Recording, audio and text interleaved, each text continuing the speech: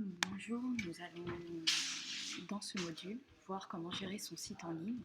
Ce module s'adresse aux personnes qui souhaitent améliorer leur visibilité en ligne et bien cibler leur public. Donc nous allons voir différentes choses. Dans un premier temps, nous allons définir notre cible et votre proposition de valeur. L'idée de la proposition de valeur, c'est de permettre à vos clients de vite comprendre si votre solution répond à leurs problèmes et donc si elles veulent cliquer pour en savoir plus. Ne pas avoir un message qui soit mal compris, comme ce I miss you. Elle représente l'une des principales sources d'amélioration de votre conversion. C'est-à-dire que la personne, l'internaute, va cliquer, va s'informer sur vos services, va acheter les produits ou les services que vous proposez. Pour définir sa proposition de valeur, l'approche est simple. Elle consiste à répondre à ces trois questions. Quel est le problème que vous souhaitez résoudre ? Qu'est-ce qui rend votre solution unique et quels résultats concrets et mesurables peut-on attendre de votre solution? Pour construire une proposition de valeur, il faut définir le persona, sa mission, ses galères et ses attentes. Donc, voyez votre internaute comme cette femme-là, complètement perdue, et vous allez essayer de lui trouver une solution. Donc ce persona doit accomplir ce qu'on appelle une mission, c'est le customer job.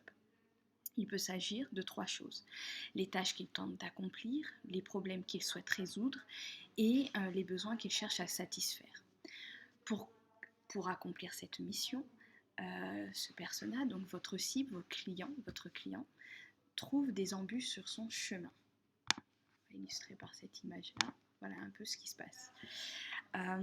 Il trouve des obstacles, des ennuis, des souffrances, des craintes, des risques, des problèmes, des émotions négatives, des coûts imprévus, des éléments perturbateurs, tout ce qui risque,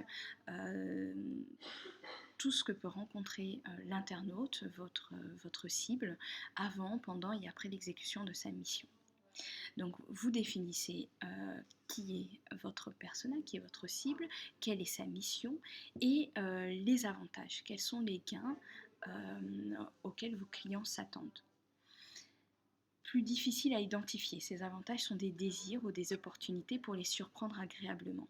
Ce sont des gains potentiels qu'il a anticipés, qu'il a espéré, c'est des émotions positives, des acquis sociaux, des économies de coûts ou de temps.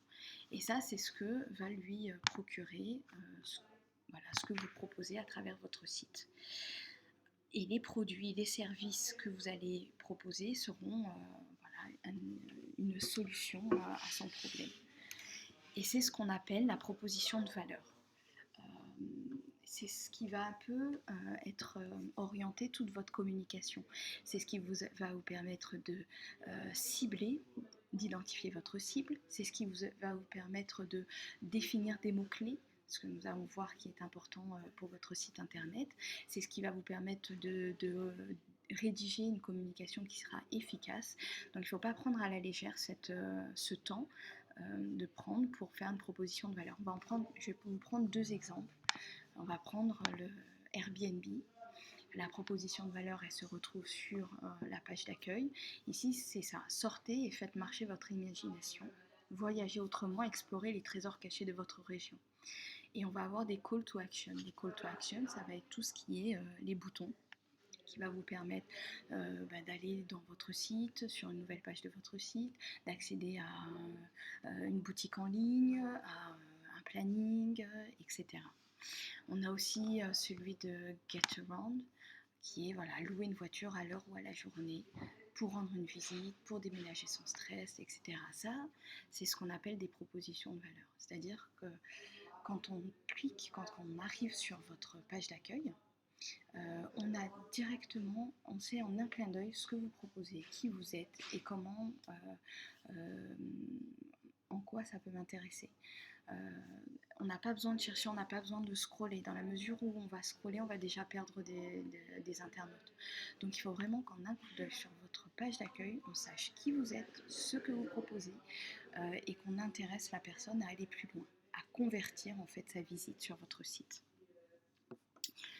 Quand vous avez fait cette proposition de valeur, vous allez définir des mots. c'est ce qu'on appelle les mots-clés.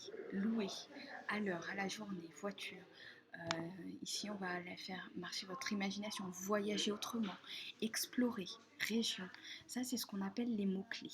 Ces mots-clés vont être présents partout sur votre site.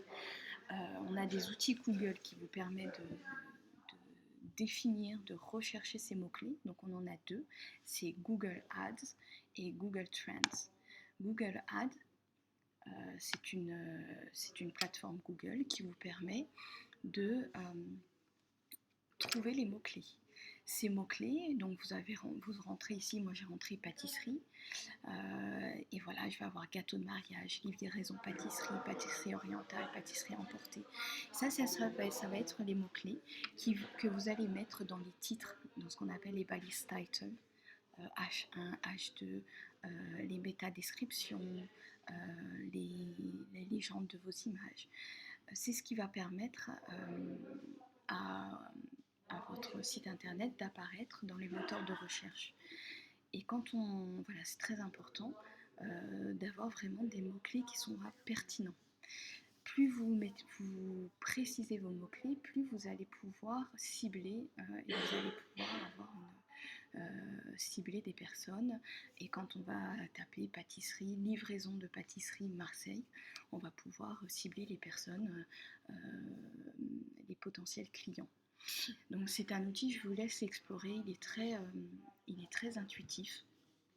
Et il vous permet de définir des mots-clés, de réduire la zone géographique, de réduire les centres d'intérêt, etc. Donc ça, c'est vraiment un outil qui est très performant et qui est très bien fait. Le deuxième outil de Google pour les mots-clés, c'est Google Trends, qui vous permet en fait de trouver les tendances de recherche des internautes du monde entier. Donc quand on tape pâtisserie, par exemple ici, terme de la recherche, on va regarder, on va avoir des données, des datas qui vont nous dire voilà, pâtisserie en France les 12 derniers mois, dans quelle région ça a été le plus tapé, qu'est-ce qui est lié avec cette recherche, est-ce qu'il y a des mots-clés qui sont associés, il y a des secteurs qui sont associés, des régions plus spécifiques. Donc voilà, magasin matériel de pâtisserie, ma pâtisserie, pâtisserie Felder, pâtisserie Leclerc. Donc on voit un peu les tendances avec les mots-clés. Donc voilà, ça va de pair. Comme ça, vous avez une vision Google Ads, ça va être une vision micro. Et Google Trends, ça va être une vision un peu plus macro. Et vous pouvez faire de regarder comment sont les recherches à l'étranger. Quand vous avez défini vos mots-clés, vous pouvez approfondir un peu vos recherches avec deux outils que je mets à votre disposition. C'est un plan marketing qui est ici. C'est un plan marketing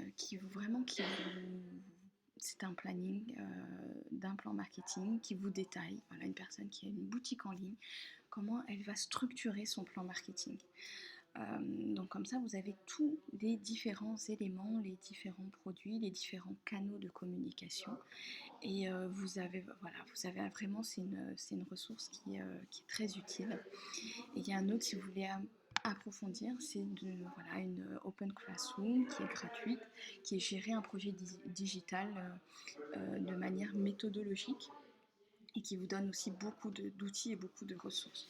Donc ça, c'est les deux éléments qui vous permettent d'approfondir c'est le plan marketing. Ensuite, quand on a défini cette proposition de valeur, quand vous avez défini votre site, quand vous avez défini les mots-clés, on va passer à le référencement avec une extension qui s'appelle Yoast SEO et qui vous permet de mettre les mots-clés et de référencer. Donc c'est le début du référencement, donc c'est le b.a.-ba du référencement. Donc c'est quoi le b.a.-ba du référencement? C'est la métadescription. Quand on tape, par exemple ici, Sapo Marseille, c'est un site que j'ai effectué. Quand on va taper Sapo Marseille, la description que vous voyez ici, c'est une métadescription. Et dans cette métadescription, il va y avoir tous les mots-clés, les titles, H1, H2. Donc si vous mettez rien, ici il va y avoir le premier site, la première phrase sur votre site qui ne va pas vraiment correspondre à la description synthétique de votre site internet. Donc c'est vraiment très important de bien cibler. Donc il faut vraiment une phrase, c'est un peu votre slogan, qu'est-ce que vous proposez, comme ça une phrase, voilà, je zappe ou je clique, c'est très important. Donc quand vous installez Yoast SEO, donc c'est une extension, vous installez l'extension. Et ici, vous descendez tout en bas et vous avez ici Yoast SEO. J'ai pris ce site-là parce qu'il y a des choses qui restent encore à faire. Donc, vous allez voir avec moi. Ici, la métadescription a été renseignée. Donc, quand on fait modifier les métadonnées, on a bien le titre, les pages séparateurs. Ça, le titre et les titres du site, c'est ce qu'on appelle les balises title. Ensuite, on va avoir la lisibilité. Donc là, on dit qu'il est bon, il va y avoir des conseils et ils vont vous donner, voilà, la longueur des paragraphes, c'est très bien, la longueur des phrases est très bien, la hiérarchie des titres, c'est bien, donc tout est en vert, ça c'est super. Mais quand vous allez commencer, vous allez avoir tout rouge. Comme ici, le SEO, c'est le référencement. Quand on descend, on analyse le SEO, on voit beaucoup de rouge. Donc, je l'ai pris exprès, comme ça vous voyez les problèmes que vous allez avoir quand vous allez installer l'extension. Donc, le premier problème, c'est qu'il n'y a aucun lien externe. C'est-à-dire c'est très important sur votre page d'accueil, sur les différentes pages de votre site, de mettre des liens qui vont être dirigés vers d'autres sites internet. Des sites partenaires, des sites d'information, des articles. Donc c'est très important. Il y a ce qu'on appelle le maillage interne. Donc ici il est bon. Le maillage interne, c'est voilà, on a la page d'accueil et on va avoir des call to action, des boutons qui vont se diriger vers les autres pages du site. Mais le maillage externe est aussi important. Il faut mettre des liens pour les autres pages, les autres éléments du site, d'autres sites amis, d'autres sites d'information. La longueur du contenu, donc quand on regarde la page d'accueil de ce site, les phrases sont trop courtes. Donc là, il faut améliorer, il faut des contenus avec un minimum de 300 mots, c'est ce qui est recommandé. Les améliorations, c'est la longueur de la métadescription, elle est trop longue, elle fait plus de 146 caractères. Les images n'ont pas de texte sur les images, il n'y a pas de légende, les haltes ne sont pas renseignées, donc il faut le faire. Et ce qui est optimisé, c'est le maillage interne. Donc Yoast SEO va vraiment vous accompagner, vous dire ce qui va, ce qui ne va pas, et va vous donner les éléments pour le faire. Donc ça, c'est ce qui est bien dans cette extension. Voilà. Ensuite, on va passer sur la sécurité du site. Il y a deux choses. Pour gérer son site, il faut aussi le sécuriser. Donc il y a deux éléments à faire quand on a un site internet. Il faut le sécuriser, c'est le petit cadenas qui est ici. C'est le HTTPS. Vous allez appeler votre hébergeur, donc la plupart d'entre vous à Ionos. Vous allez dessus, dans l'hébergeur, vous vous connectez et vous avez HTTPS, c'est la licence SSL, le certificat SSL, et vous l'activez.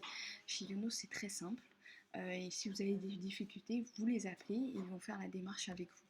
Et c'est très important parce que si vous ne l'avez pas, je vais reprendre ce site-là, quand vous allez aller sur le site, il va y avoir ici non sécurisé.